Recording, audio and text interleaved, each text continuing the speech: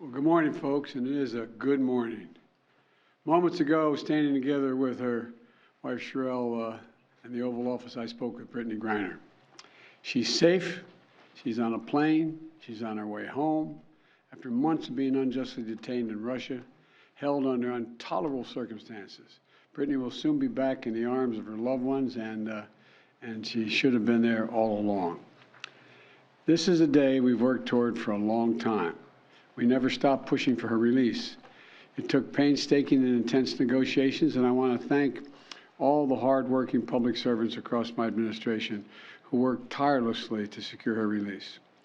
I also want to thank the UAE for helping us facilitate Brittney's return, because that's where she landed. These past few months have been hell for Brittney and for Charlie and her entire family and all her teammates back home.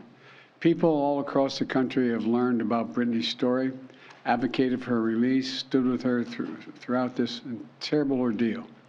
And I know that support meant a lot to her family. I'm glad to be able to say that Brittney's in good spirits.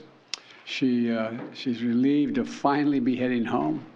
And the fact remains that she's lost months of her life, experienced the needless trauma, and she deserves space, privacy, and time with her loved ones to recover and heal from her time being wrongfully detained. Brittney is an incomparable athlete, a two-time Olympic gold medalist for Team USA. She endured mistreatment and a show trial in Russia with characteristic grit and incredible dignity. She represents the best about America, just across the board, everything about her. She wrote to me back in July. She didn't ask for special treatment, even though we've been working on a release from the day one. She requested a simple quote, "Please don't forget about me and the other American detainees. Please do all you can to bring us home." We never forgot about Brittney. We've not forgotten about Paul Whelan, who's been unjustly detained in Russia for years.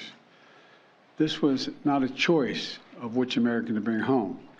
We brought home Trevor Reed when we had a chance early this year. Sadly, for totally illegitimate reasons, Russia is treating Paul's case differently than Brittney's. And while we have not yet succeeded in securing Paul's release, we are not giving up. We will never give up.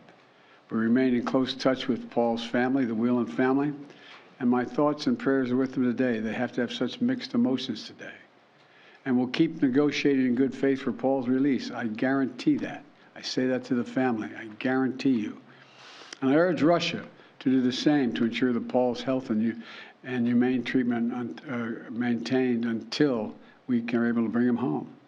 I don't want any American to sit wrongfully detained and one extra day if we can bring that person home. My administration has now brought home dozens of Americans who were wrongfully detained or held hostage abroad, many of whom had been held since before I took office.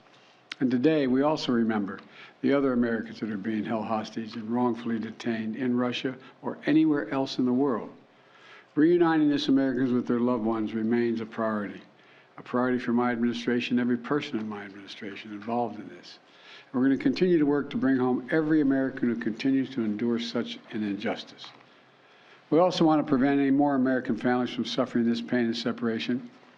And I strongly urge all Americans to take precautions, including reviewing the State Department's travel advisories before they travel overseas, which now includes warnings about the risk of being wrongfully detained by a foreign government.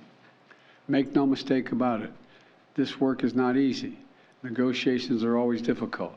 There are never any guarantees.